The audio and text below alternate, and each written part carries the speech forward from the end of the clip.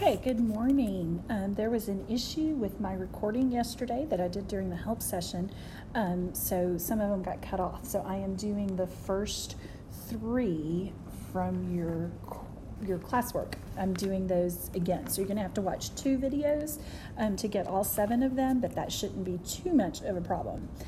So the first question says, find 2 consecutive integers whose product is 72.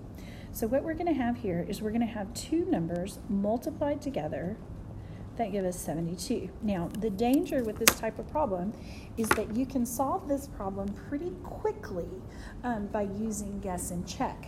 But as you see this, when we solve it algebraically, there's actually 2 different correct answers to this.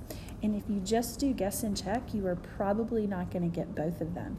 So you want to be able to solve this algebraically. Also, towards the end of the semester, we will do problems like this where we have an irrational answer. And I want you to be sure that you know how to do that as well. So doing this algebraically is super important. So I want to focus on consecutive integer. Okay, the first thing is an integer can be a positive number or a negative number, okay, but it can't be a fraction or a decimal or anything like that. So we're looking for integers, and they can be positive integers or negative integers. The word consecutive means that they occur right after each other. So a consecutive set of integers could be 5 and 6, okay, 7 and 8, 10 and 11. It also could be negative 10 and negative 9. It could be negative 2 and negative 1. Those are consecutive. So what happens is students aren't quite sure how to represent consecutive. So if I have the number x, the way that I can get the next consecutive integer is I just add 1 to that. So I have x plus 1. So that's how we get consecutive integers. We're going to talk about consecutive odd integers, consecutive even integers, and consecutive whole numbers. All of those are different things that we're going to talk about in this classwork. So when we are talking about consecutive integers, you start with x and then you go with x plus 1. So what I'm going to do is I'm going to multiply those 2 together. So I have x times x plus 1. And when I multiply those together, I get 72. Okay, so first thing I'm going to do is distribute my x. So I have x squared plus x equals 72. Okay, I know how to solve this at this point. I am going to pull my 72 over. So I have x squared plus x minus 72 equals 0. And I can solve this by factoring. Okay, I have a 1 coefficient in front of the x squared, so I can just look for the numbers that multiply together to give me negative 72 and add together to give me positive 1. So the 2 numbers that multiply together to give me negative 72 and add together to give me 1 are negative 8 and positive 9. Negative 8 and positive 9. Okay, so I'm going to have x minus 8 and x plus 9. So when I solve that, I have x minus 8 equals 0 and x plus 9 equals 0. So my final answer here is going to be x equals 8 and x equals negative 9. Now, this is what x can equal. X can equal 8 and x can equal negative 9. So if I have x is 8, then x plus 1 is going to be 9. Okay, so 2 consecutive integers whose product is 72 is 8 and 9. Okay, and that accounts for this x equals 8. I want you to also realize that x can equal negative 9.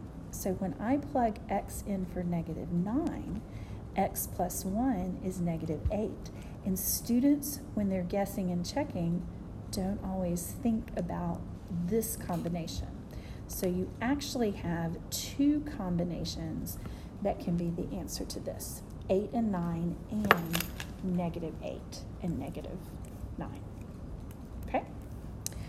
So let's move on to the next one. The next one is similar. It says find 2 integers whose product is 104.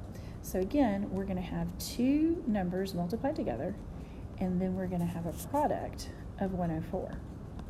Now, one integer is 3 less than.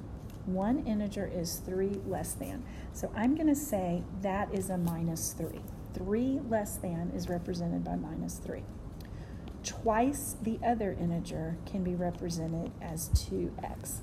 So my two integers here are x and 2x minus 3. Those are my two integers. And so those are the two integers that I'm multiplying together. So I have x times 2x minus 3, and that is going to equal 104. I distribute my x, so I have x times 2x and x times -3, and that's still equal to 104. Okay, so then my next step is to pull that 104 over. So I have 2x squared minus 3x minus 104 equals 0. Now for this problem, I do not have a 1 in front of my x squared, so I have to use my AC method to find my product. So I have to take the 2 and I have to multiply it by -104. So 2 times -104 is -208. -208. Now my sum is still my b value. So I still have that -3. Okay, -3. So I'm looking for two numbers that multiply together that give me -208, and added together that give me -3. Now remember, because I have a positive product, I'm looking for one positive number and one negative number, and that's because I have a negative product. I'm sorry, I misspoke there. So I have a negative product right here. So I have one positive number and one negative number. Because my sum is negative, my larger absolute value is going to be negative. Okay, so the number with the larger absolute value is going to be negative. And when I go through that process, I find that my numbers are -16 and +13. So what I'm going to do now is I'm going to split that term right there. So I have 2x squared minus 16x plus 13x minus 104. And that equals 0. So now I can factor by grouping. So out of the first two, I'm going to take out a 2x, and then I'm left with x minus 8. Then out of the second two, I'm going to take out a 13. So I have plus 13 times x minus 8.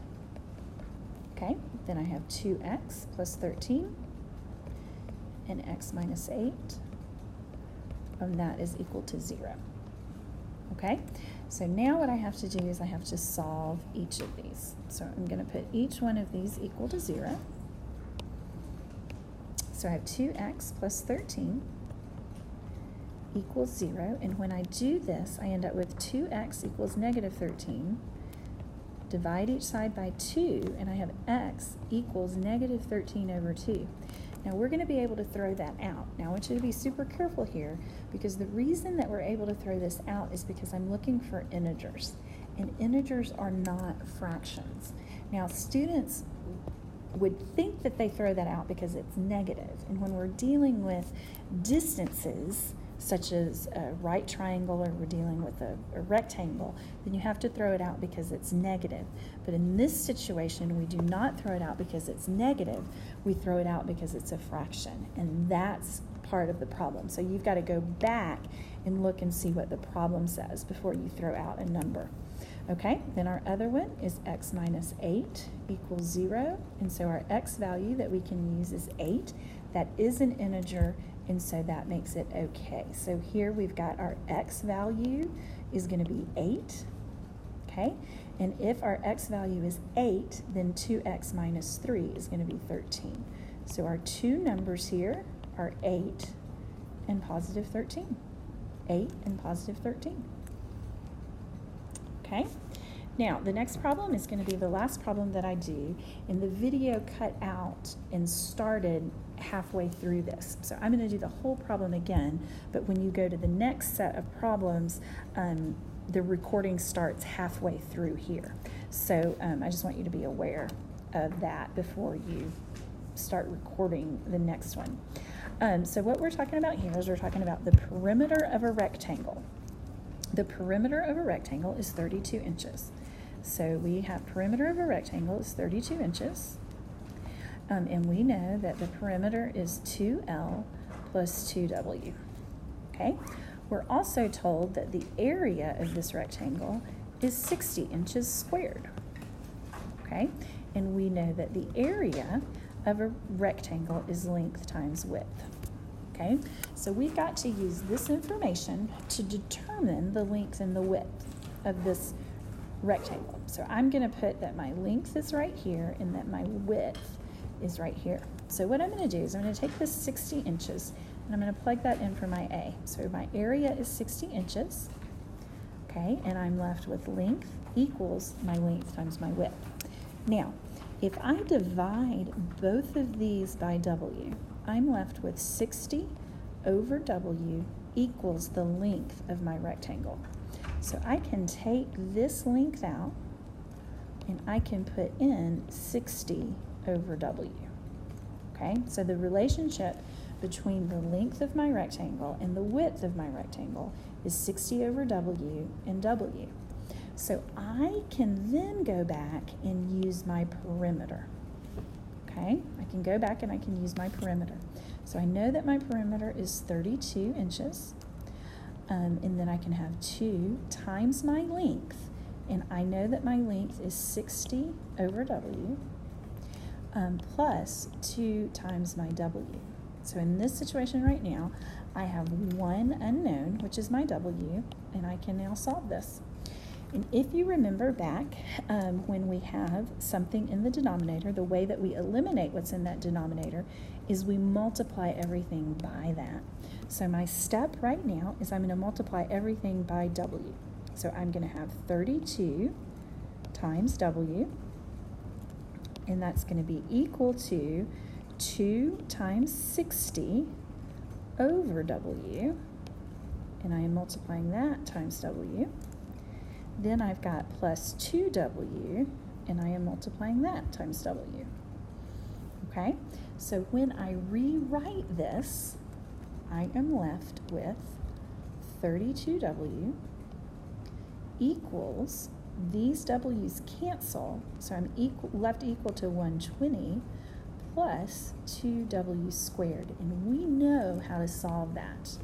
We know how to solve that, so I am going to rewrite that up here so we can solve it. So 32W equals 120 plus 2W squared. So I'm going to rewrite this as 32W equals 2W squared plus 120. So I have just flipped those because you always want your highest degree first. So now I'm going to subtract 32W from both sides. So I end up with 0 equals 2W squared minus 32W plus 120. Okay, now we have this set up in standard form. The super good news here is that I have all even coefficients. So all of those can be divided by 2, and that makes my factoring easier. So once I divide everything by 2, I'm left with 0 equals W squared minus 16W plus 60. Okay, W squared minus 16W plus 60. This can be factored. So I factor this to W minus 10 and W minus 6. Okay, and both of those are viable solutions. So I have 0 equals W minus 10, 0 equals W minus 6. Okay, so in the end, I've got W is equal to 10 or W is equal to 6. So let's think about what happens when we go and we plug that back in over here.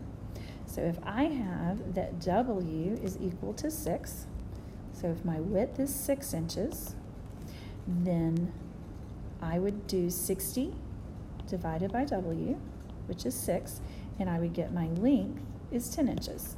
So 6 inches and 10 inches are what happened when I plug in W is 6. Now, I could also plug in that W is 10, because we got that W can equal 6 or W can equal 10. So when I plug in that W is equal to 10 inches, then I get 60 divided by 10, and so then my length is 6 inches, which is the same thing. It just kind of depends on how you turn your rectangle. So 6 inches and 10 inches is our final answer. Now, you're going to have to go back and you're going to have to click on the next video under classwork so that you can be sure to see the video solutions to all of them. And again, the next video starts kind of in the middle of this problem right here, but if you fast forward a little bit, then you'll be able to catch up with number 4. Thanks for your patience, and I'm assuming it was an iOS update issue, so I will see you soon.